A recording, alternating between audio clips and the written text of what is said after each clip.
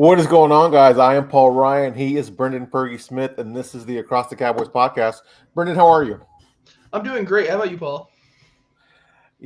I can't complain, and we will be doing a lot of complaining here on the show, I am sure, Brenden. But before we do that, Brenden, where can we find you on Twitter, sir? At Brenden_Smith26. And guys, unfortunately, Mike the Pig Crumb could not be here this week, but you make sure to find him on Twitter at CD Piglet. You can find me on Twitter at Paul_Ryan15. It was a wild weekend as the Cowboys star defensive end Micah Parsons requested a trade. And in less than 24 hours, our very own Dallas Cowboys play their first preseason game versus the LA Rams. Brenden, I'm not going to lie. After I remember doing this show sheet, I'm like, is there anything even really to talk about other than the Micah Parsons trade? And you're like, hey, I like the show sheet, but shouldn't we talk about the game? And it's just funny. It's like the Cowboys can be in the headlines and dominate the news, and it can not a single thing can be about football. Isn't it funny how that works? It's kind of sad because, of course, our jobs here are to talk about the actual sport itself, and that's what we have fun doing. We love talking about it, but then we never do because we never get to, at least in the off season. Yeah, the Cowboys circus that is the off season, and it just gets wilder and wilder. But I am curious, who are you most excited to see in week one of this preseason? It is the rookie running backs, mainly Phil Maffa, because we've seen what Blue can do in practice and all that. Mm-hmm. We're hearing more about Maffa. I think Blue, actually, I'll get into what I think about Blue later, but Maffa's probably going to get a lot of the carries. But also another one, Trayshawn Holden, the undrafted rookie. He's been making plays after play with Joe Milton. And I didn't want to put Joe Milton on there. I think he's, of course, going to be the most fun person we're going to watch all preseason, pretty easily. Yeah. So I didn't want to hit that one, but he's up there. I really, really want to see what these rookies do. Well, what's the over/under on Joe Milton backflips you think we'll see tomorrow? I don't think we're going to see. I don't think he's going to run that much, honestly, because I feel like we're going to run a really bland offense. Yeah. So I think he's going to try to chuck it, which is something I'm all for. With the Chargers-Detroit game, really boring other than the butt fumble at the very beginning. Mm-hmm. So I'm here for all deep balls. I'm here for chaos in the preseason. Vanilla offense, what Mike would say, vanilla bullshit, plus the deep ball. It's called perfection. I like your Phil Maffa call just because I believe it was last week or the week before, but Brian Schottenheimer starting to feel Phil Maffa. I am kind of curious to see what we'll get from him. Dude, I wouldn't be surprised because with how cheap Miles Sanders deal, how cheap Javonte Williams, I feel like Dallas is kind of hoping their young guys take the reins. So you have your speed / kind of do it all back with Blue, and then you have your power back with Maffa. I know we'll do roster projections later on, right before the season starts and all that, but I wouldn't be surprised if one stays, but I wouldn't be surprised if Miles Sanders or Javonte Williams loses their job to Phil Maffa. I'm going to need Cowboys Nation to stop cutting Miles Sanders because he was been one of the better backs in camp. And I feel like, prior to OTAs and camp starting, I was like, I think Miles Sanders is going to surprise a lot of people. And it seems like he's been having a good camp. I know it was last week where he missed a day or two, missed a couple of practice days for whatever reason. I remember listening to Kyle Yeomans talk about it on 105.3 The Fan, and he didn't understand why it wasn't because of injury concern or a veteran day off. So that was kind of interesting, but I think Miles Sanders has had a better camp than Javonte Williams. What do you think? Well, we've heard more, but Javonte Williams has. I know they've been splitting more first team reps, but Javonte Williams has taken majority of the first team reps. So I think they're kind of hoping for a bounce back from Javonte because we saw a little bit last year, but still is little over 3 yards a carry, nothing insane. I don't think he's going to be anything special this year. I mean, he's not going to really have much juice. I think it's all going to be Jaden Blue, what he's going to be asked to do, but I think first down back would probably be Javonte. I thought, I don't remember who it was, again, listening on the Fan, somebody brought up a good point that this will be the second year removed from the ACL tear that Javonte Williams did suffer from. So maybe some of that speed, some of that elusiveness, and, that type of player that we were hoping he would be early in his career in Denver, maybe we'll get a glimpse of that this year. I would love that. Cheap running back can actually give us something so Dak doesn't have to throw 30 times a game. Yeah, I would love it. But we'll see more. We'll see more early this week with them facing the Rams in joint practices. We'll see a lot more from what our younger guys can do. Knowing who's going to be like dressing up and playing, what can we learn from week 1? Do you think? This is what I was going to talk about with Jaden Blue. It's more of who's going to play and who's not going to play. How fast do you pull Jaden Blue and Ezra Raku? We've seen Ezra Raku bully people, like absolutely bully. So we'll see what he does against the Rams and, of course, practice and all that. But, like, do you pull him quickly? Because, of course, we know Micah's going to come back, and, of course, we'll get all into that in a little bit. But, like, make sure that you have no one else missing. Do you pull Ezra Raku early to give Houston more run? And then how much did Jaden Blue get? Because if he gets pulled early, or he might not really play at all, they might really see him closer to an RB1 than most people realize. I wouldn't be surprised if, like, Ezra Raku in the first series, he made a good play and like, okay, you're done. You're done. We've seen enough from you in practice. We've seen enough from you now. We're gonna put you in bubble wrap. That'd be hilarious though. He beats the tackle, he hits a sack, and then we never see 41 again. What do you think? I know they did an interview with him again on 105 Through the Fan of Motolo, if you couldn't tell, but he's talking about changing his number from 41. I think it's kind of unique to have the number 41, but it's not a common defensive end number. A lot of people complain that it just kind of looks weird. Do you think he's going to change his number? I don't know what numbers are open. It all depends on what number. I don't think 41's terrible by any means. I don't think it is, mainly because all we've seen from him is the 41 bend, and he beats a tackle every time so far. But it all depends on what numbers are open. There's a lot uglier numbers out there. So I am scared if he's like, you know what? I like 36 more. I don't know if anyone has it or anything. But like, what if he likes that number because he wore it in high school or something? I don't know. Yeah. 41's not bad. It's not the worst in the world. Right. Very true. Very true. What side are you most excited to watch? Offense or defense? Well, of course we have a lot of rookies for offense and all that, but I more want to see defense because all we've seen throughout camp and the OTAs, they're punching the ball out. So of course they're going to be running base coverages, just cover 3, cover 1, or whatever. I want to see how aggressive they are with trying to punch the ball out, trying to get turnovers, and kind of. I don't like comparing us to the Chargers, but like seeing what the Chargers did against Detroit on Thursday and all that. See if we can keep getting at the ball and give Joe Milton more time with the ball. That would be nice. I'm kind of curious. It was talking about what side of the ball. I guess you could say I'm excited for the offense, but really I'm just most curious as to what receivers are going to show up and do something outside of. I know we're not going to see CeeDee Lamb or George Pickens, but like you mentioned, Trayshawn Holden. I doubt we'll see a lot of Kevontae Turpin, but are we going to see a lot of Tolbert? Are we going to see Flournoy, Holden, guys like that? I wonder if how much even Jonathan Mingo we'll see. I bet we see basically no Turpin. Yeah, they gave him a deal. They know he's making the roster. Exactly. And all that. His plays are gonna be more for the gadgets, which they're not gonna show because that's like I said earlier, it's gonna be vanilla bullshit. Yeah. And all that. So I think we're gonna see a lot of Mingo, because they're hoping because it's between him and Tolbert. It'll be a lot of Mingo. I bet Tolbert gets a lot less run early on, but if Mingo keeps making plays. I bet we can see Tolbert more towards the back end of the preseason. We'll see him. Flournoy, of course, we're going to see a lot of. We're going to see a lot of Brooks. Hopefully we'll see a lot of Holden. Yeah. So everyone's going to play except for Turpin. I like the story of Holden, man. It's always nice to root for a guy like that. I know a big story that kind of took over Twitter for a couple of days was, just the video of him getting baptized. And I guess the reason it was just so well received is like you don't often see players doing that type of thing. So it just kind of seems like he's an easy player to root for. Yep. No. Bye, Mom. I love you. Brenden live from the basement of his mom's house. Hey, it's upstairs. It's upstairs.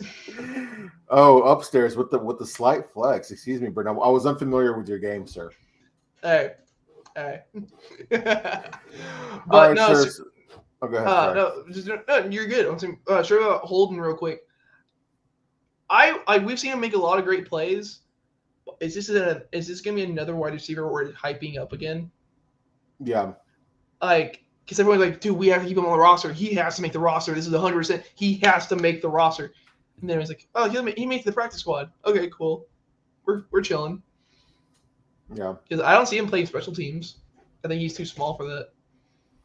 Yeah, no. Again, I turn it on, leave it on every single day for the fan, and they were talking. I believe it was to Mickey Spagnola. They were talking about the receivers and asking how many I guess it was Brian Broaddus who was talking about this and asking how many receivers they thought they might hold. And again, just talking about holding, and like you mentioned, he doesn't do a lot on special teams. So that battle for the six, or who's going to get kept. He mentioned Holden, saying that he could probably easily be put on practice squad because I forget who it was. I guess it was Zach Wolchuk. He was saying that like people are going to say, but what if somebody poaches them off practice squad? And he's like, well, 32. Every team in the NFL had a chance to draft him, and they didn't. Cowboys signed him as an undrafted free agent. So it's nice to know that we probably don't have to worry about him getting poached. But I wonder if that is a possibility. What do you think? It all depends on what he shows in the preseason. We're seeing so many great plays from 7-on-7, getting separation. But if he doesn't do it in a preseason game, who cares? We've seen Cropper do so much during training camp this year, last year, and the year before. Like, oh, do we have someone here? Dennis Houston made the effing roster because of what he did in week one starter. Yeah, dude. He was on the roster because what he showed in camp. He didn't show much in the preseason, from what I remember. I could be told I was wrong, and you show me stats, and I'll agree with you. But I don't remember much. But he made the roster because of that. And where's Dennis Houston? Selling cars somewhere? I don't know. Dude, that wide receiver room was so gross that year, man. Nope. Come on, it's all Dak's fault. He should have been able to rise everyone up to be Pro Bowlers. Yeah, that was insane, man. What a time to be alive. All right, Mike, let's get to the good stuff. I almost called you Mike there, Brenden, forgive me, but let's get to the good stuff here. Of course, referring to the Micah trade request. And what are your thoughts on the Micah trade request now that time has passed? Because of course you'll hear, we've heard rumors every year, certain our high end players you know what, I'm not happy, but them to publicly come out and say I don't want to play with you or play for you is a wild statement. Because we can speculate a lot of things oh man, Dak wasn't happy last year, he gets his deal done, everything's fine. I think he's gonna stay here and everything's gonna be pushed under the rug. He'll get paid, but it's an evolution. We heard very little with DeMarcus Lawrence's first big contract. We didn't hear much about it. Yeah. Zeke, we started hearing rumbles of Zeke's not happy with his contract dispute, and we're seeing Dallas start doing their whole smear campaign. Dak's contract comes, a whole hell of a lot of smear campaigns happening. They don't even want to talk to CD for a little bit. So CD's talking about hey, I'm thinking about a trade. He was never going to, but he was thinking about it. And so now we're evolving to, I want to trade. It could all be speculative, but coming out there airing his side of which we've never seen. Yeah. Well, Jerry Jones did call Micah one of the best marketing guys, a marketing genius, I believe were his exact words, referring to Micah Parsons. So now that time has passed. When I first saw it, I was shocked. I was like, well, this can't be real. How serious is this? But after a few minutes, I was like, man, I think this is just Micah kind of taking back some of the power that maybe the public perception had taken away from him, if you will. I don't think there's too much truth to this. What I saw on Twitter, I'm pretty sure it's Landon Holyfield. I'm pretty sure I'm the one who saw the. No, I feel like this is all just being manipulated by Jerry. We can all call Jerry senile for what he does with the front office and all that, for all the lack of moves and all. Marketing and just being a businessman wise, he's the smartest man I've ever seen in my life. Honestly, pure genius. Because you got to think, either way, Jerry wins. Dallas, this will be talked about until Micah gets signed and all that. And then even afterwards, wow, Dallas spent this much money on Micah. Is he worth it? Then he's getting talked about again. Or you trade Micah, which, like I said, don't think is going to happen. And then you're talked about forever. It's is this one of the worst trades we've ever seen? Have we ever seen a young superstar like this get traded who's on a Hall of Fame trajectory and all that? How have we seen this before? And guess what? You're talked about again. So any publicity is good publicity when it comes to the Joneses. Absolutely. We're talking about trades. What is Micah's price? Trade-wise, I made a joke before we went on. Give me a team. Like I said, if the Jets want Micah, okay, cool. Jerry Jones owns 2 NFL teams now. Like, there is so much. Dallas it's kind of like the whole Khalil Mack trade. You're praying to God when one player lives up to half of what Khalil Mack did. None of them did because, their front office is somehow worse with all of that. But, yeah. Because we had Mike Mayock, the whole draft guru, come out and draft Cleveland Farrell 4th overall. Dude. Jonathan Abram. But, like, you have a generational player. Dallas likes to talk about how they love drafting and all that. That's how we build our team. Oh, darn, you lucked into one of the best players in the entire league. That's 12 overall. How could you? Wow, I can't believe you. I can't believe that this fell into your lap. I'm so sorry. No, this is what happens. You draft well, you pay your guy. That's what happens. Everything works.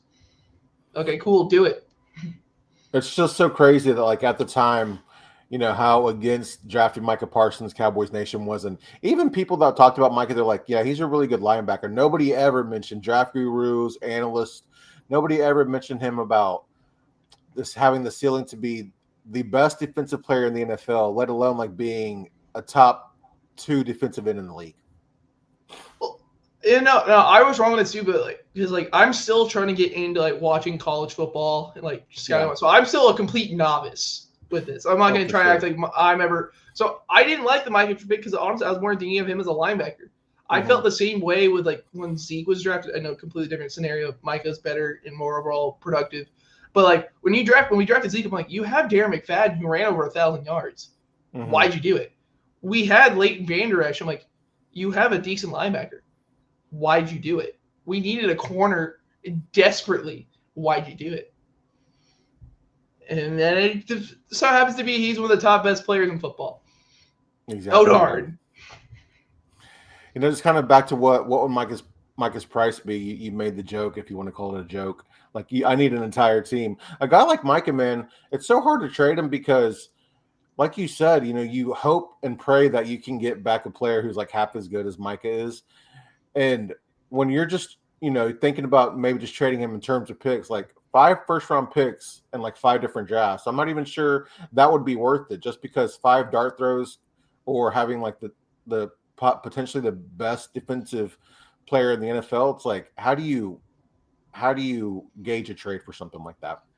The only way I can technically see a trade like this, I'm even going to say trade for Micah, even though I'm going to disagree with myself in legit 0.2 seconds, is your team, you're rebuilding, you don't have a QB of the future. And so you find a team that wants to win, but they don't know it's going to win. So you get multiple draft picks so you can try to build, you can try to find that quarterback. Right. But even then, you have a 26-year-old defensive end linebacker, defensive specialist in Micah Parsons. Yeah, that's who you build on. Of course, on offense, you want to build around CeeDee Lamb. That's who your guy is. That's who you want to build around. Defense, you want to build around Micah. I can't wait for him to get signed, and then 2 years from now, oh man, we should really sign this free agent. Well, we can't. The pie has been all used. You see Micah's deal? It's just gonna. That hasn't happened yet. Yeah, it's gonna suck. Yeah, you bring up a good point. If he was on a team, let's just say I don't want to say the Raiders because they kind of look better, but let's say the Saints. If he was on a team like the Saints don't have a quarterback, that of mention, and they're not going to be a contender for a long time. That's when you trade a player away like Micah. But even the Cowboys who aren't Super Bowl contenders, it makes no sense to trade away a player like Micah Parsons. What's really funny? The only team I really thought about, the Steelers and TJ Watt. Honestly, they're not. They're not going to compete. They're going to have a even record or a winning season because Mike Tomlin's gross and somehow pulls it every year. But that team's doing nothing. I wonder if they've ever considered that. Probably not because those front offices actually think about what their job will be if the fans turn on them and all that, and they'll lose their job. The Joneses don't care. So All jokes aside, I mean, what Tomlin hasn't won a playoff game in 10 years, man. I'm not. He's not. He's definitely not overrated by any means, but the clock's ticking for him. Well, yeah, because they don't spend money. They'll buy aging players like Patrick Peterson and all that. Okay, cool, guys. Let's do it. They trade for Jalen Ramsey. Cool. Jalen Ramsey's been good in like 2 or 3 years. Yeah, they do Cowboys type stuff, but they don't have a quarterback. And they don't draft nearly as well. We talked a little bit about Micah's price, but essentially, do you view Micah Parsons as untouchable? He's a 26-year-old phenom who's done things only Lawrence Taylor and Reggie White have done. Yeah. The 2 best defensive players of all time. Of course, you can talk about J.J. Watt and Aaron Donald in those conversations, but like those are the 2 best defensive players of all time. Right. If your player is in conversation with them multiple different times, it's not like those like one-off things like, oh, wow, this guy had one crazy year or whatever. I think you're doing something right. I would like to have a future Hall of Famer. I'd like to say, oh, hey, there's another Cowboy going to Canton. That's pretty cool. Yeah, what funny thing is, it's like, I don't think we've seen – I think he's starting to scratch the surface, but I kind of wonder what his ceiling is. I think we've kind of seen it, only for the simple fact I'll say, like, I don't feel like he's had too much help. I love DeMarcus Lawrence, but DeMarcus Lawrence couldn't stay healthy. Yeah. And all that. So early on, Micah is one of the best players you'll ever see. Like, early season Micah, but you can see the wear. It's the same thing with Osa. Osa has no help at the other defensive tackle spot. So you're like, dude, he's getting like 6 sacks. Hey, we might be – well, no, he didn't got that. My bad. I don't know why I'm trying to act like Osa is like truly dominant, but like, hey, he's getting there. Dude, you see these plays, all the disruptions? And then you go to like week 50. Dude, I haven't seen Osa in like 3 weeks. I haven't said his name once. What's going on? It's because legit he's dead. Yeah. Like, yeah, he's a corpse out there because he's trying to throw his entire body at people. Oh, man, it just makes me more excited about Nealand, Azaraku, and Fowler, and Micah on that line. Yeah. We shall see. We shall see. So, I think we can agree that maybe untouchable might not be the best word, but it's pretty close. Outside of Micah, who in the NFL do you think is untouchable? Funny enough, I couldn't think of I couldn't think of any of the defensive players. Yeah. You could say Myles Garrett, but the Browns are a poverty. So, I feel like, honestly, if someone really did give them a haul, they would do it just to try to rebuild their team. Right. But it's, of course, Mahomes. You know, like, not in a million years. I think Josh Allen.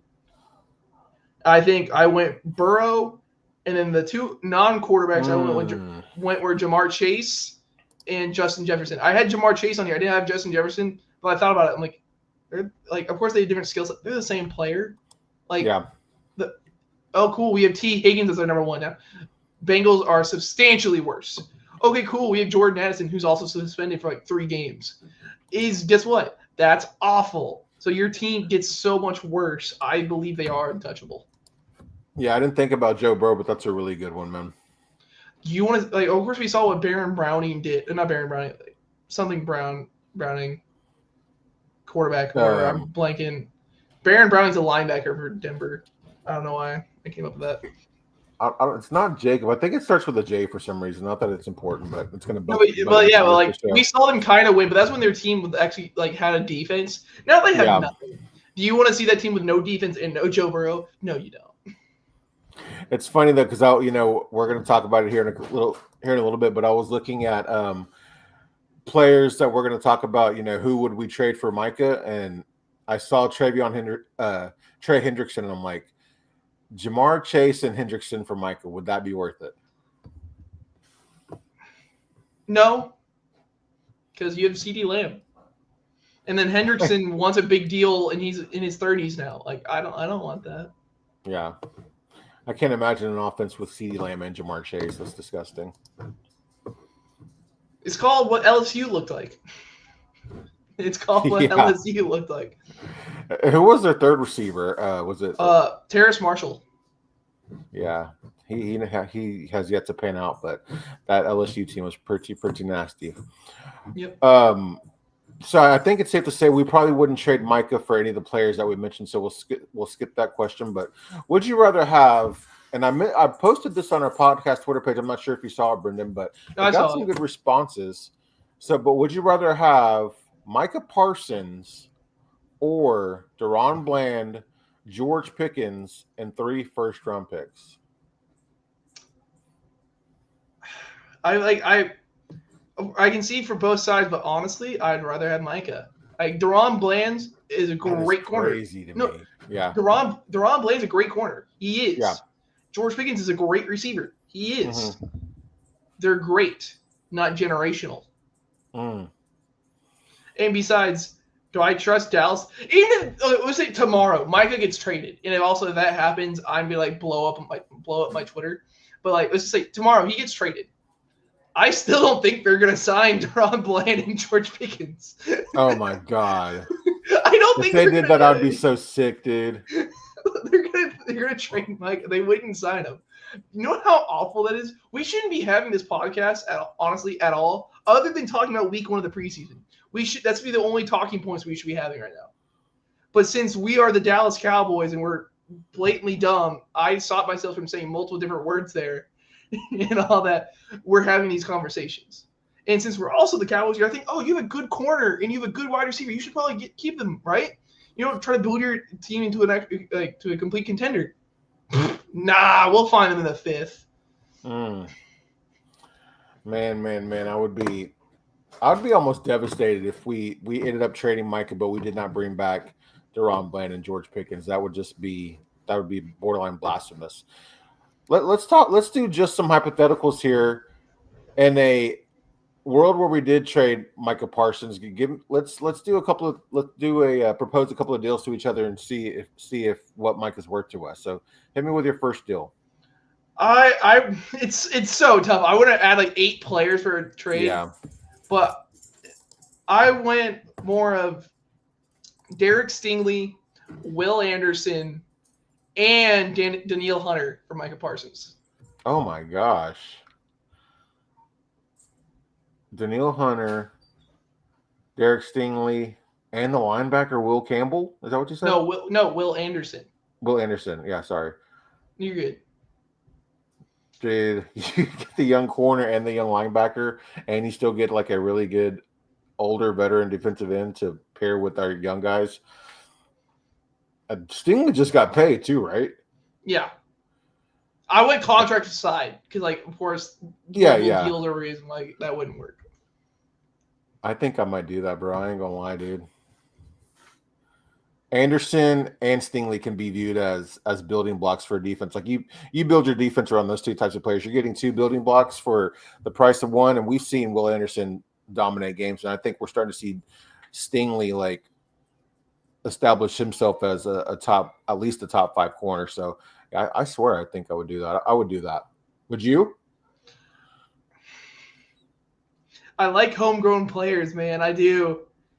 And my bigger thing is if Stingley in his contract, Dallas would turn away from it. Even if contracts didn't matter, Dallas would still turn away from it. I love it. Like, if this was Madden, yeah, we'd be having a conversation. But I'd still, like I told you, these are for you. These aren't for me because my brain, after losing Luka, I can't lose anyone. I can't do it. Fair enough. So we talked a little bit pre-show about these deals, and one of my offers was going to be Micah Parsons straight up for Patrick Surtain, but you made some good points about corners and how good they are and for how long and things like that. So it's safe to say you wouldn't make that deal. So what about Micah Parsons for Chris Jones and the 3rd round pick? No. Chris Jones is old. No, Chris Jones is still really good, but he's old. We've seen more wear and tear on him. Yeah. So But Osa, Chris Jones, and Ezaraku and Nealon, bro? But that's just another injury-prone defensive lineman. Like, Chris Jones is good. He's really good at the playoffs. Can you get to the playoffs? That's a question for a different Jones day. And the rest of the defensive line? Yeah, that's not, it's not as easy as it might have been 2 years ago, I think. But I still think Chris Jones is like a dominant player, though. Well, like I said, the only older player I would think of at the time would be Aaron Donald. If of course, he was still playing and all that. That's the only player I'm like, okay, cool. I'll trade a young phenom for Aaron Donald. Give me 2 years of Aaron Donald. Screw it. Give it. Yeah, that's fair. All right. What about this? Micah Parsons straight up for Rashawn Slater.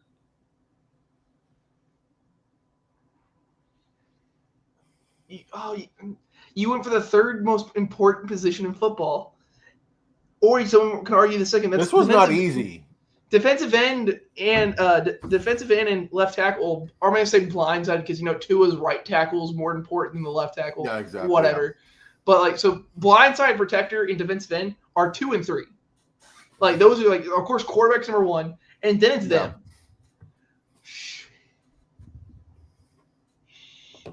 Oh crap! Okay, wow! I didn't think of Rashawn Slater. I thought Rashawn Slater, Tyler Smith, Cooper Beebe, Tyler Booker, and then whoever the hell you want at right tackle. And just to make myself feel better, Tyler Guyton went back to his normal position at right tackle, and then crap! Oh my god, that'd be sickening, dude. Why would you? Oh shoot! I'm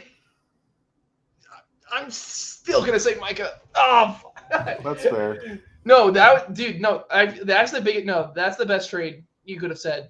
Honestly, there's no beating that. There is no beating that. A young left tackle? Why would you say that to me? How could you? Is Micah your favorite Cowboy? It's more talent-wise. You know who my favorite Cowboy is. It's Ferg. But, there's a difference between my favorite player and who I know is the best. Gotcha. Jake Ferguson's my favorite player. But in my brain, I know it's Micah Parsons. Dak Prescott's a phenomenal quarterback, and of course, QB brings him up there. But talent-wise, he's a good/great quarterback. Like I said, Micah's a phenom. You can find a Dak Prescott in the next 10 years. You're not finding a Micah. So front office, Brenden would be way more likely to trade Jake Ferguson than he would Micah Parsons, obviously. Yes. Okay.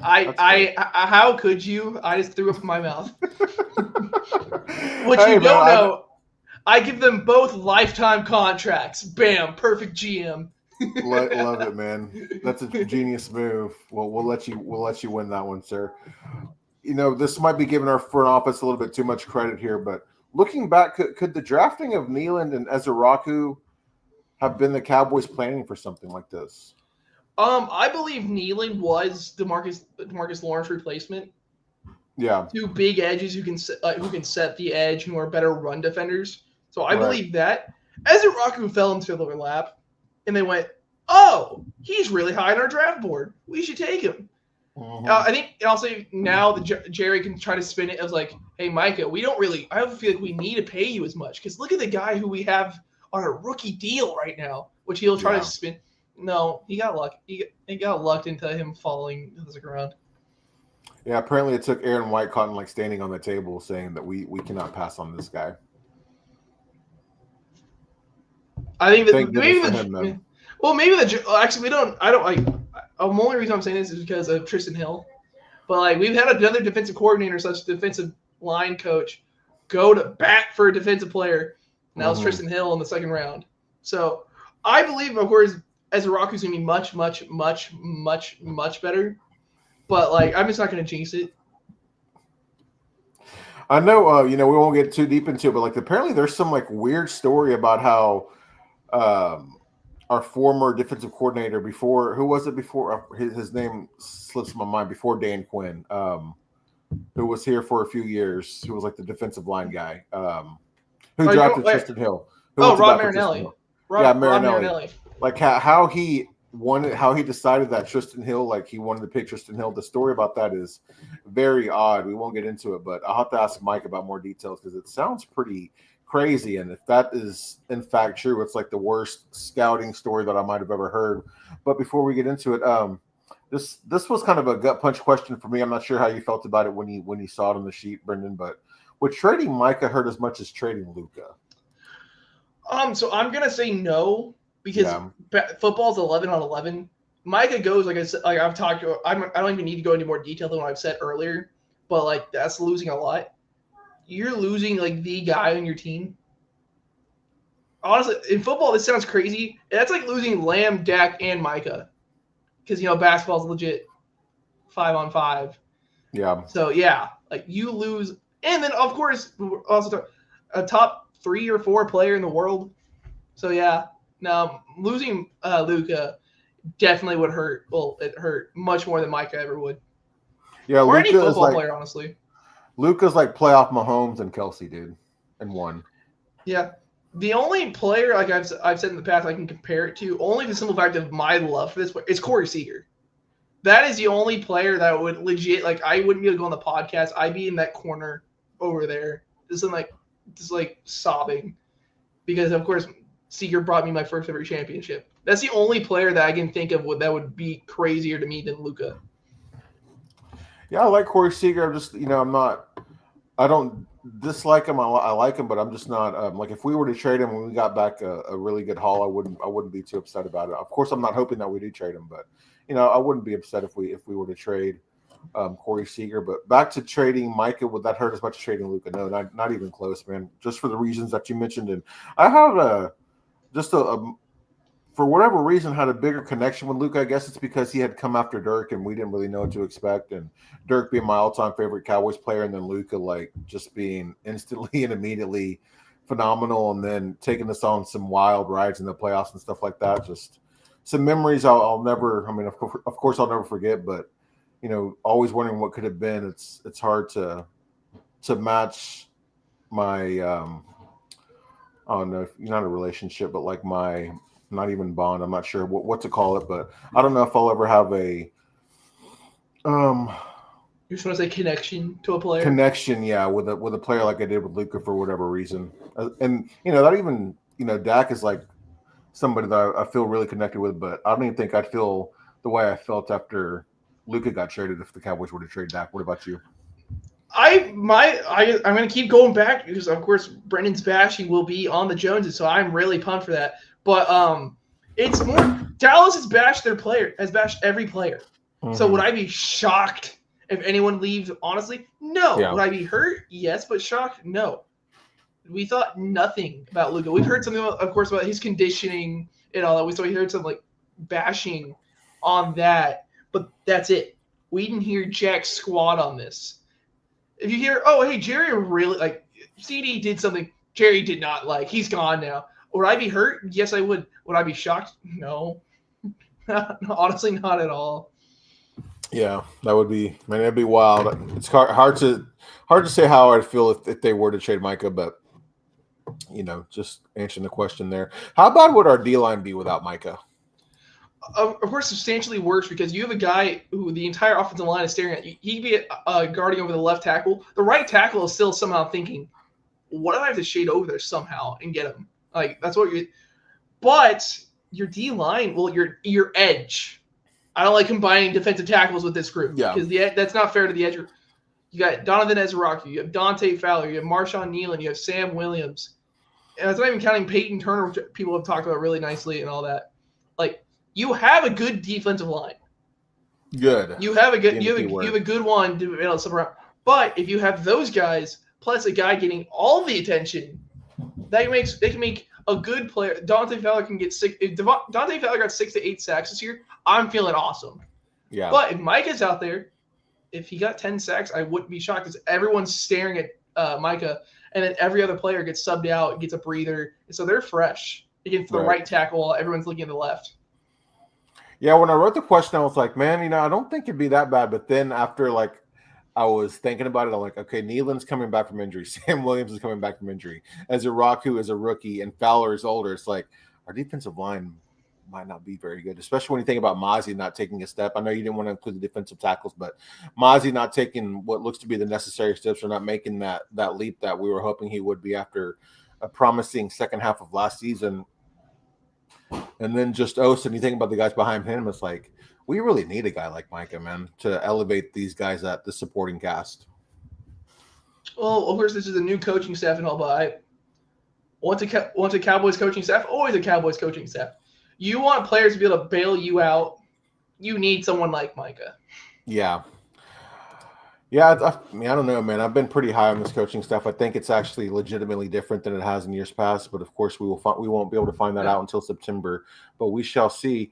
Do you think Michael will miss any games because of this contract dispute? The only reason that would I want to say no. I believe no.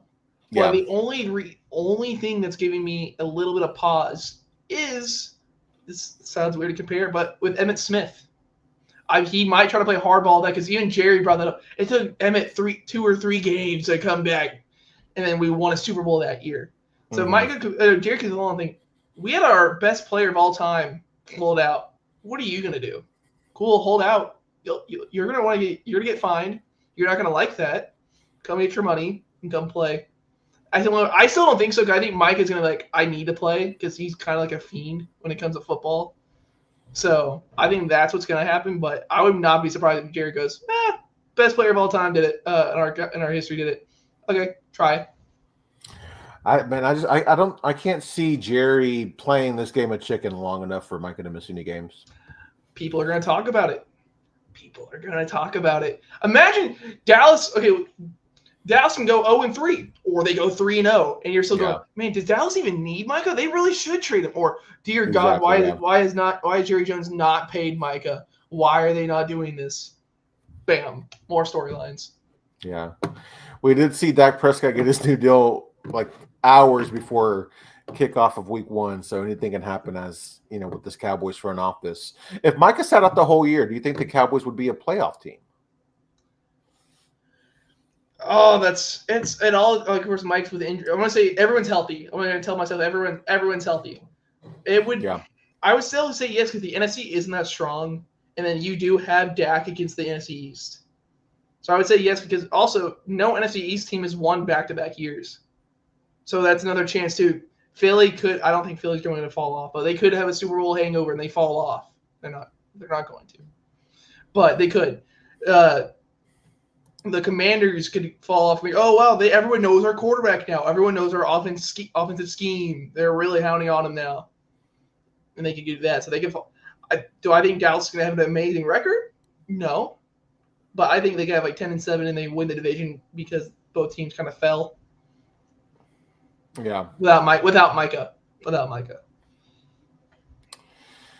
Yeah, it's a good lead into our next question. I wrote on the sheet that I think that they would be, but after just thinking about what this defensive line would be without Micah, and looking at our secondary and our linebackers, it's just more apparent how like really key Micah is to the success of this team. So I don't think that they would be a playoff team without Micah, simply because as wide open as the NFC looks, I do think that the Niners are going to be better than they were last year. I think the Panthers are being slept on, not as like a Super Bowl contender or anything, but just a team that'll make noise.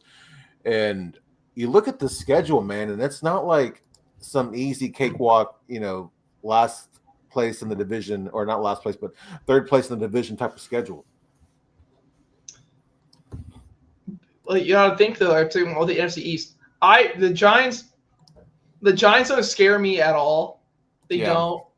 So I don't like confirming wins. I don't, because it always comes back to bite me in the ass. But Giants are potentially, it's 2 wins, and you're gonna split probably with Washington and Philly.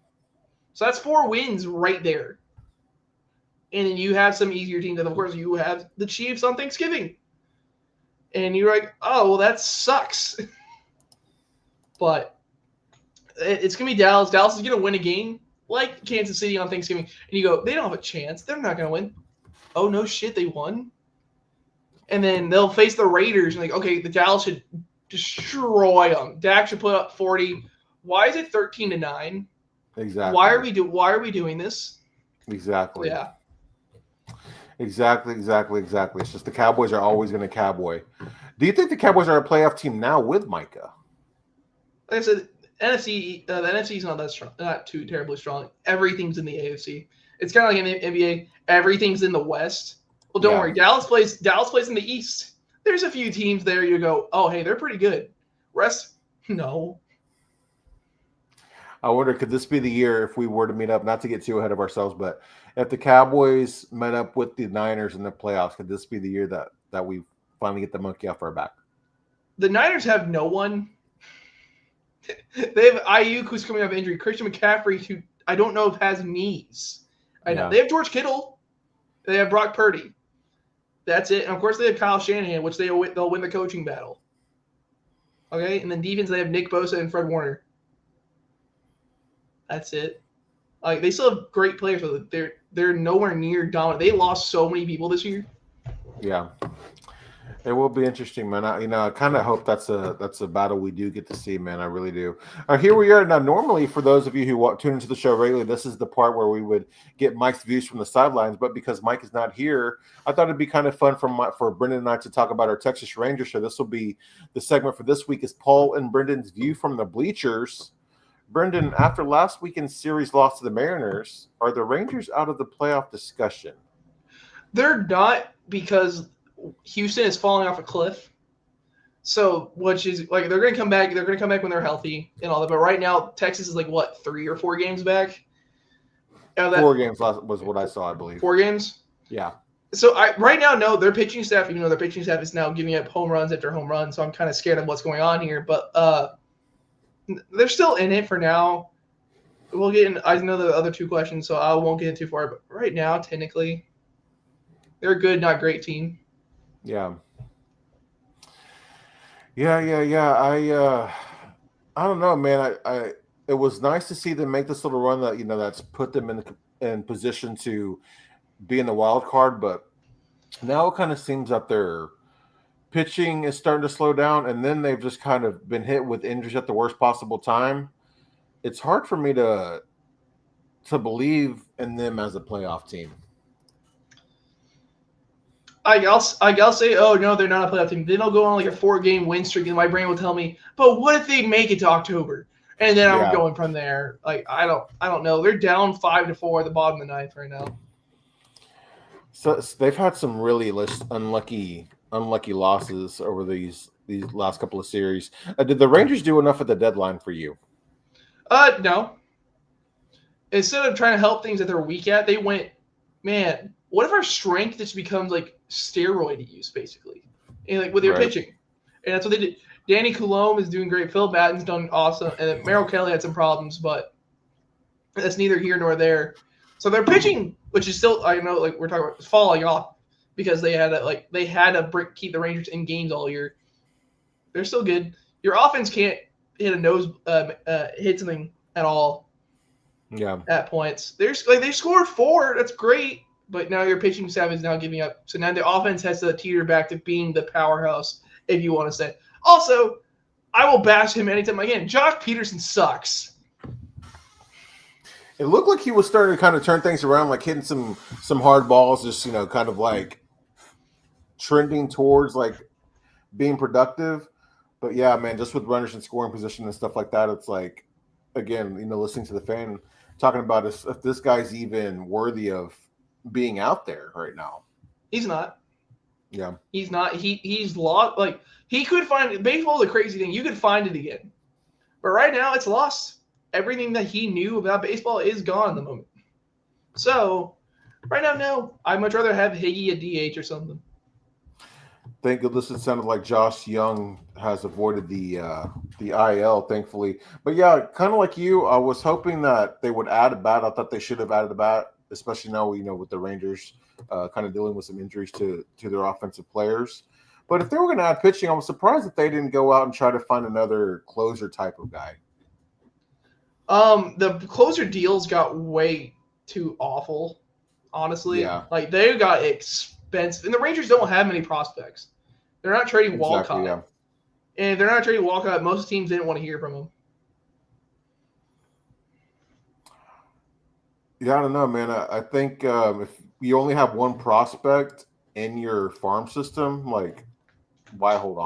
Well, they've traded. How special he might be. They've traded a lot of them for their World Series, so it was definitely worth it, man.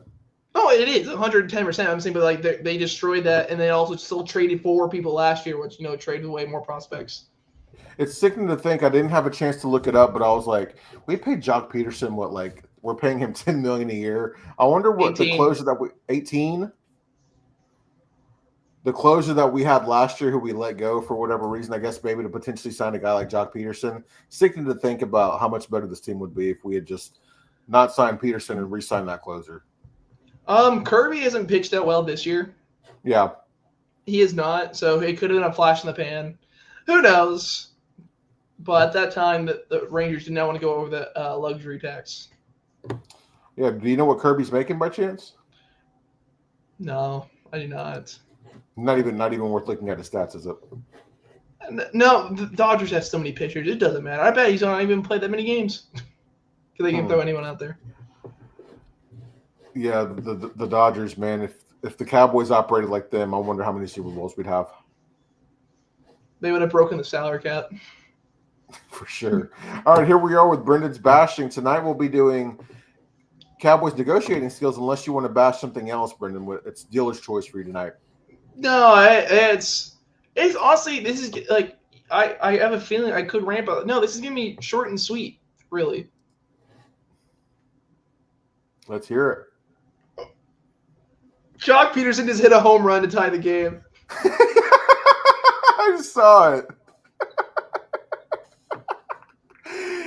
Oh man, funny how the world works. Honestly, I knew that was gonna happen. Me and you were shitting on him so hard, and then what happened? I did say that it looked like he was starting to turn a corner, but yeah, he did not. Oh, dude, he hit a ball. It was 408.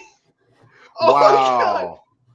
Okay. I'll get back to Jones. Oh shit, that's hilarious. That's comedic timing at its best. Really is. Okay, well, really you know what? I'm happy and I'm laughing, but time to get pissed again. Jerry Jones is, I'm saying, like, marketing genius, legit, like the dude when it comes to the biggest dumbass I've ever seen. So you go, hey, Micah, let's have a meeting about leadership. And of course, Micah goes, oh yeah, I've been really trying to like work on that. So let's talk about what I should do. What do you think I should do for the team, and all that. And they're saying, oh, we don't know who brought up the contract talk. It was Jerry. Get the out of here. Jerry's going after that. And so Jerry goes, oh, it's a target. Jerry thought, so his last name, so a 25-year-old is going to be the one who's able to agree to more than life-changing money, like life-changing money, like family-changing money and all that. Sure. And you go, and he goes, oh, actually, you know what? So we're going to get this final. So let's just talk to my agent real quick. Jones just goes silent because they go out and say, we don't talk to agents. Micah should hold up the end of his deal. Brother, what? You've been general manager of the Cowboys for how long? How long now? And you're telling me you thought a handshake deal, which we don't know if they shook hands. We don't even know. Yeah. But let's say a handshake deal is what, hey, he should be a man of his word. He's got his effing water carrying boys over there writing articles like, is Micah a man of his word? Is he doing this? Is he really like up to what he's been talking about? Shut up. He's done this many times before, but not with the caliber of Micah. There's a big difference on what he's been trying to do. But also, like I was getting at, dude, you say you don't talk to agents. I wonder why we don't sign any free agents. You got taken to the woodshed twice by Dak Prescott. Him and his agent Todd Frank beat the crap out of y'all. Like, dear Lord. And now you're terrified of the agents. Like, I don't want to get bullied again. You're going to get bullied because you drafted one of the best players in the league. Sucks to suck. Do your job, pay the guy, and let's just get on with football. Yeah, the circus and all the antics that come with it is these last couple of years is kind of just I don't want to say make me like not enjoy football because this has nothing to do with the game, but like it just hurt. It's harder and harder to be a fan of the Cowboys, but it's so annoying that I can't quit the Cowboys either. Oh yeah, no, my love for it's kind of like my love for football. It keeps me with Madden. Like honestly, every year I'll buy Madden and then like 2 or 3 months in, I'll delete the game. I'm like, this is terrible. Like, why would I do this? But then guess what? Madden comes out Thursday, and I'm excited for Madden to come out because I'm a football addict. Absolutely, man. Dude, it's the same thing. It's like, do I really think Dallas is going to do anything this year? No, I don't. But I think they can be intriguing.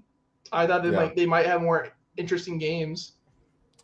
But yeah, you gonna run it all with the Jags? No. Are you serious? Trevor Lawrence's contract makes me not want to get anywhere near that. I gotta be able to trade away quarterback if he's that low of an overall. I'll trade for Travis Hunter and connect franchise. I'll do that. There you go. Jaguars have Brian Thomas Jr. and that's it. I don't know, man. I think that's going to be a pretty fun team. That's a team I think should be kind of like on everybody's radar as well. No, that's fair. I could see it, but you. All right. So one word: if Texas lost Micah and Luka in the same year, I'd be blank. Brenden. Betrayed. I can't have. Can we not have any nice things? Can we please? It'd be like two faces of Texas gone. Yeah, it'd be more of like. Now the Mavericks still gonna be good. Yeah, they will. But like I don't want to watch it nearly as much. I'll watch it like just watch basketball because I like basketball. Until like, oh my god, let's go! It's like, okay, you don't deserve happiness, but keep playing. Yeah, I decided that I wasn't gonna let Nico Harrison like take away my love for basketball for the Mavericks anymore. So I'm excited for the season. Obviously not as excited as I would be without Luka, but I'm excited to see what the Mavs are going to do, and I'm really excited to see what the Luka Lakers are going to do this year. Yeah, they'll be okay. They didn't build their roster that well. Yeah, they're in an interesting transition phase. The Lakers are. But back to one word: if Texas lost Micah and Luka in the same year, I would be shocked. That's a good one. That's good. Yeah, because I just don't think Micah is going to get traded, but we will see. All right, here we are, top 5 tonight. It's going to be our top 5 fast food desserts. Not a lot to choose from, but we've each got a top 5. It sounds like. Brenden, give us number 5, sir. I went very basic with this one. The McDonald's cookies. Like, dude, you can get a nice late night bag of cookies. Yeah, it's pretty solid. Like we talked. I more think of like desserts, like you go out, like even like quicker places, like go to like a place like 80s custard and all that. That's what I think of dessert. So my list isn't anything like, oh my gosh, that's crazy. So I'm just like just like save it now and all that. But no, dude, cookies, late night cookies, pretty solid. I've had McDonald's cookies. I've had them warm and everything, and people go crazy over them like they're the best thing ever. And I don't see the hype behind them, man. Dude, like you gotta make sure when you have it when they're fresh. Because like if you have their dried out ones, no, it's not great. But you get a nice bag because like you go late at night, they have to cook them because you know darn well they don't have any right now. So you're gonna have to wait like 5 minutes and then you'll have some. And they're pretty good. Is McDonald's like one of your places you'll go to late night? I used to. I've been trying to cut back on fast food in general because that's like mainly McDonald's makes me feel like I lost. But like when I was younger, when I was a teenager, yeah. Yeah, I never thought about hitting McDonald's late night, the late night drive-thru. I was always been a Whataburger guy, Jack in the Box. But the number 5 dessert on my list, I don't know if you ever had this or what are your thoughts on the handheld fried pies, but back in the day, man, Whataburger for a limited time had their pineapple pie.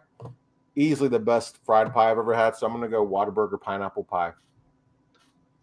I don't think I've ever had a fast food pie. I don't think I have. Yeah, next time you go to Popeyes, I've heard even McDonald's is pretty good. So next time you go to Popeyes, I don't know how often you go there, or even go to McDonald's. You got to try their fried pie. I'll have to try that, man. I'll have to. Are you a pie guy in general? Certain kind of pies. I'm not going to turn down pies in the slightest, but it's gonna be certain. Like there's certain kinds of pies. Where do you stand on pecan pie? Like I've said plenty of times on the show, I'm picky. So I would say I'm actually very happy Mike's not here because I'd be legit like I feel like I get killed from California on here, but like I'm gonna say no, but it's not because like I think it's bad or I'm judging anyone who eats it. My brain just goes, nah, it's fine. I don't eat dessert unless my brain goes, dude, that was kick ass. Because if I'm gonna make myself feel bad, like physically, it's gotta be like, dude, okay, I'm pretty happy with my choices. It's got to be worth it. Yeah. I got you. That makes sense. Number 4 on my list, I imagine this made your top 5, but the iconic Wendy's Frosty. Yeah, we'll get to that on my list. We'll get to that on my list. What's number 4? Oh, Taco Cabana. Love Taco Cabana has a mango pie. I'll have to try that, Steven. Appreciate that. I believe it's the mango tahini now that I think about it. Do you go to Taco Cabana? No. I have Taco Bueno. I have Taco Bell near me. Dude, Taco Bueno is high key like underrated. It is. Not much I really talked about. Their quesadillas are pretty good. Yes, sir. All right, number 4 on your list, sir. Sonic Cookie Dough Blast. Mm-hmm. Dude, I'm a sucker for cookie dough. Like, I am. I might have had some before the show started. I'm not gonna lie. Dude, it's just so good. Like, I love cookies. Of course, like taco cookies just last. Dude, cookie dough is the crap, dude. Like, it's phenomenal. Speaking of cookies, have you heard about the Reese's and the Oreo collab that's coming out soon? I've seen that, but I don't know. I don't know when it's coming out. September. Dude, the Reese's cups sound sick with the Oreo bits inside, but the Oreo cookies sound pretty crazy too. Dude, that's one of my 2 favorite snacks. Like, I love eating Reese's unwrapped minis, and I love Oreos. Mm-hmm. Yes, sir. It's gonna be a fun fall, my friend, for snacks. All right, give us number 3 on your list, sir. Oh, dude, it's Brahms malts.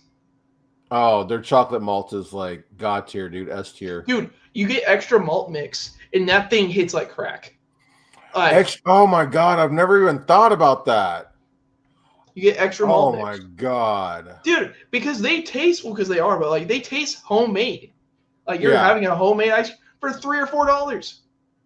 Yeah, dude. Like, seriously. Man. Yeah, I'm gonna have to go to Brahms this week just so I can try that, bro. Dude, it's so good. It's so good. A chocolate malt might be like in my top 5 just favorite desserts. Dude, it's so funny how, because like for the longest time, like I said, I was picky, so I was always a milkshake kid. Like I was like, you want a malt? No, I don't. I love this chocolate milkshake. Why would I want that? Yeah. But then I would chug it, and so it'd be gone a little bit. Malt mix makes it where you have to drink slower. So I started liking them. I'm also like, this tastes really good. Mm-hmm. Yes, sir. Yes, sir. Love that call, man. Extra malt mix, dude. That is, you might have just low key changed my life for real. I did it. All right, number 3 on my list, the Subway cookie, and particularly the white chocolate macadamia, my friend. Dude, no, their cookies in general are pretty good. Like they ruined it by making their cookies like a foot long. Oh, now they're like dry. Yeah, dude. I've heard nothing but bad things from them. But you get a foot long and you get a cookie, like you're chilling. Yeah. You shouldn't be able to ruin that. It's like, dude, like you have to have like the biggest glass of milk ever. It's how big that thing is. It's gonna be so dry. Dude, it's gonna be so dry. Yeah, I've yet to try one, but I kind of want to try one just because of all the mixed reviews I've heard. And plus, I mean, if it's not very good, if it's like cold or not cooked evenly, throw that bad boy in the air fryer or in the oven. Maybe you could pimp it out. That's fair. That's still, it's just, yeah. Also, I feel really bad about myself. If you're walking out with a foot-long cookie. By yourself. Okay, so I'll get that. Oh, do you want any chips with it? No, but can I have the cookie, though? And you go, and so you have to wait for them to, like, cook it and all that, and you're just like, just waiting. That's the thing you eat after a Cowboys, like, devastating playoff loss or something. I might have to do that, but I usually go to bourbon. I usually go, well, shit, I'm drinking tonight.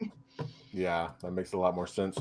All right, number 2 on my list. I don't know how familiar you are with Steak and Shake, but the Steak and Shake side-by-side shakes that they used to have, where you could get like 2 flavors of a shake in one cup, dude. Man, they discontinued it, but that is another god tier shake. I've never heard of that. I've heard Steak and Shake. I've heard of Steak and Shake. But I've never heard of the combo milkshake. Dude, the chocolate banana and the chocolate strawberry. Chocolate banana, bro, will change your life for real. Do you like banana flavored things? Certain things. But will you eat a banana? Like, you don't hate bananas, right? No, I don't hate bananas. Okay, yeah. The chocolate banana side by side shake, bro, might be up there for you. Like, if you ever got to try it with the chocolate malt from Brahms, or the malt shake. Dude, honestly, now that I'm thinking about it, the Brahms malt should have been higher. I love that crap, dude. Like, it's so good. Yeah, it almost made my list for real, but I was like, I have too many ice cream things on here already. I don't care. I'm a sucker for ice cream. Dude, love ice cream. All right, number 2 on your list, sir.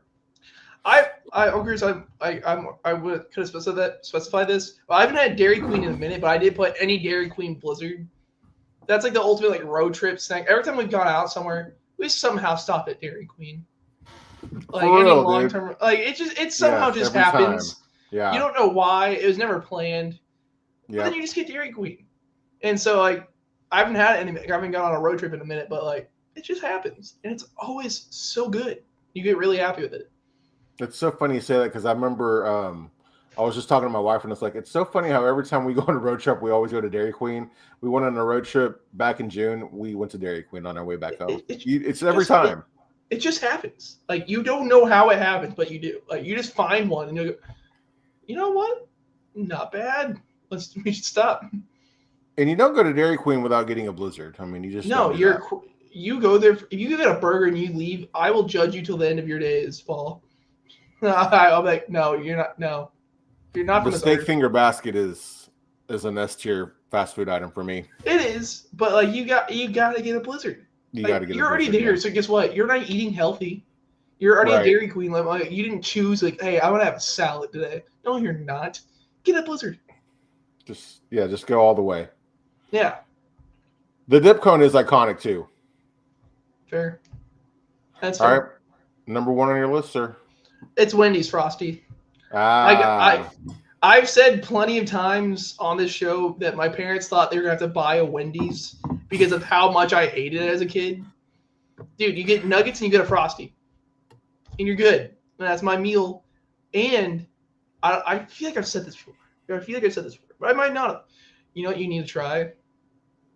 This is going to sound blasphemous. I'm going to set you up now for this. You got to dip your nugget in a Frosty. I was just going to say, I remember you mentioning that. I've yet to do that. So, extra malt powder, chicken and chocolate ice cream. You're giving me all sorts of ideas, man. I'm telling you, I don't know how it works. It doesn't sound good. I will be honest with myself. I'm like, dude, you want to do that? No. Why in the world would I want to do that? Do it. It's so good. Yeah. With the spicy nuggets or the regular, or either one? You can. It's for your preference. I do regular nuggets. Yeah. But it's your preference. All right. I'll definitely keep that in mind. I don't eat Wendy's very often, but every time I do eat Wendy's, I'm like, man, I should eat here more often. It's just good. It's not. Is it great? No, but it's pretty good. But the biggie bag for $5. I mean, come on, dude. Okay, we're not talking about. I didn't know we were talking about deals here. I was just talking about the food in general. No, but I'm just saying, it's like for what you can get for $5 at Wendy's and the quality, it's like it kind of doesn't make sense, you know? That's fair. I had to wait like 20 minutes with Cooper yesterday for nuggets, so kind of like diminished my experience a little bit. But after you ate the nuggets, was it not worth it? It was, but they were also couldn't make a chocolate Frosty, which I got really bummed about. Have you tried any of their other Frosties, like the vanilla or like the Frosty mixes or anything like that? I was going to do the Frosty mixes, but then they couldn't do it. All they could do was make a vanilla Frosty. And I'm like, then why do you have the sign? I'm like, this is just false advertising. I've yet to have the vanilla Frosty, but, I've got a lot of things on my fast food bucket list, apparently. You have that and movies, dude. Like, you have, like, one summer, like next summer, dude, I better not hear from you. I'm like, I better not hear. The podcast is going to be done for a little bit. Like, we're not going to hear jack squat because Paul's going to be doing everything that Mike and I have been trying to get him to do. I got to watch Terminator. I got to eat chicken nuggets. I've got a busy summer, guys. All right, number 1 on my list, the Dairy Queen Blizzard. I mean, come on. That's like one of the most iconic fast food treats you can ever get. I feel bad for anybody who has never had a Dairy Queen Blizzard. How? I don't honestly, like I've driven, like, we used to do mission trips to North Dakota. We'd always stop at Dairy Queen. So I know they're north. I know they're not just south. So I'm like, just get it. Dude, it's not expensive. Just do it. I know for the longest time I thought Dairy Queen was only like a Texas thing, and then I saw them in Oklahoma, and I'm like, okay, I guess not. And then I think they're like in Tennessee and stuff. So it's like, nope, it's not just Texas. Did you feel betrayed? Almost. I thought this was ours. Yeah, apparently it's only Whataburger, but even Whataburger's not even safe anymore. Well, that's because of Patrick Mahomes, but. Yes, sir. Yes, sir. Where does Whataburger rank on your like fast food list? And how often do you eat Whataburger? I like I said, I know you don't eat fast food a lot right now, but it's so hard because every time I've wanted Whataburger, the line's been super long, and so my brain goes, no food is worth that. Mm-hmm. That's fair. So that's my only gripe with Whataburger is because of it would take so long to get food. That's true. That's true. All right, Brenden, I enjoyed our discussion tonight. Mike, we wish you could have been here. I would have loved to have seen your list or heard you at least criticize our list and our taste buds and not participate in the Micah trade discussion. But maybe, hopefully you're out there listening somewhere, Mike, and having fun. Yeah, this would have been the one episode where Mike was silent for half the show because he's tired of talking about it. Yeah, he would have never tired. Participated in these Micah discussions. So I'm glad to have you on here tonight, man. Of course. It's always a blast. Well, sir, it was fun indeed. But before we get you out of here, Brenden, where can we find you on Twitter? At Brenden_Smith26. Guys, I am Paul Ryan. You can find me on Twitter at Paul_Ryan15. We appreciate you joining us, and we will see you guys next week. Rangers are in extras.